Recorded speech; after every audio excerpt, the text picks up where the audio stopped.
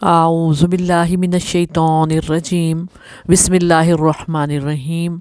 अस्सलामु अलैकुम वरहमतुल्लाहि वबरकातुहू। कैसे हैं आप सब? अल्लाह पाक आप सबको अपनी रहमतों की छाँव में रखे, आमीन सुम्मा आमीन। आज हम सूरह निसा आयत 166 166 का तर्जुमा और मुख्तसर तफसीर करेंगे। शुरू करते हैं। बिस्मिल्लाहिर्रहमानिर्रहीम।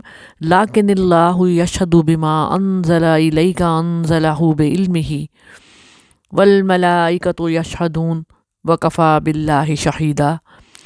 लेकिन अल्लाह शहादत देता है उसके मुतालिक जो उसने तेरी तरफ नाजिल किया है कि उसने उसे अपने इल्म से नाजिल किया है, और फरिश्ते शहादत देते हैं और अल्लाह काफ़ी गवाह है। यहाँ पर खुदा और फरिश्तों की गवाही के बारे में बताया जा रहा है। इन दो आयात में कुरान की अज़मत और अहमियत की तरफ तवज्जो दिलाई गई है कि अल्लाह ने कुरान के इल्हामी होने पर शहादतें दी हैं और फरिश्ते भी इस पर गवाह हैं। ये कुरान इल्म इलाही का मंबा है। वही के ज़रिए इंसान को ऐसी बातों का इल्म हुआ जिन्हें मालूम करने का इसके पास कोई ज़रिया ही नहीं था। मसलन दुश्मनों की साजिशों की बरवक्त इत्तला, मुसलमानों की बरवक्त इमदाद, हंगामी पस मंज़र में अहकाम इलाही का बर वक्त नुज़ूल, मुस्तक़बिल के बारे में बहुत सी पेशन गोइयाँ जो कुरान पाक में मौजूद हैं। मसलन रोम का ईरान पर गलबा, दीन इस्लाम की सरबुलंदी, जन्नत दोज़ख की मालूमात और क़यामत से पहले और बाद के हालात।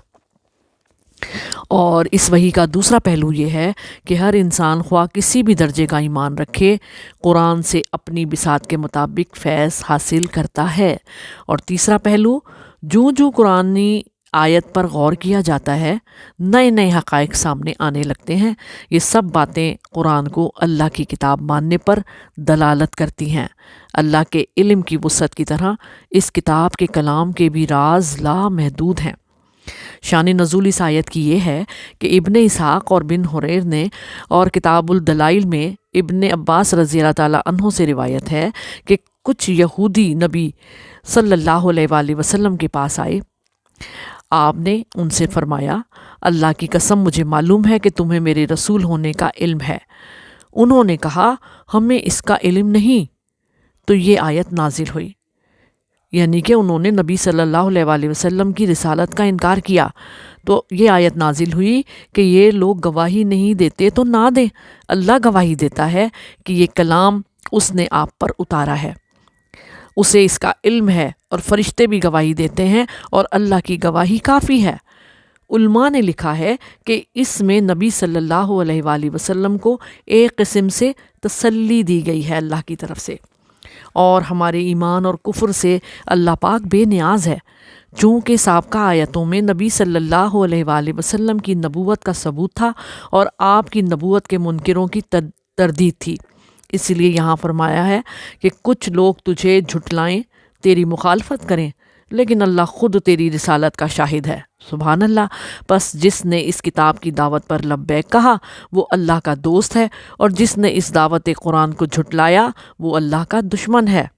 अल्लाह दोस्त को कुदरत अता करता है और पे दर पे इसकी मदद भी करता है और इसकी दुआएं कबूल करता है, जबकि इसके दुश्मनों से अलग हो जाता है। फरिश्तों की गवाही इस लिहाज से काबिल एतबार है कि कायनात की तमाम उमूर अल्लाह और अल्लाह के इज़्न से इन्हीं के हाथों में है। अल्लाह का कलाम भी इन्हीं के ज़रिए नाजिल होता है। अगरचे फ़रिश्तों की शहादत ज़रूरी नहीं है, अल्लाह ही काफ़ी है।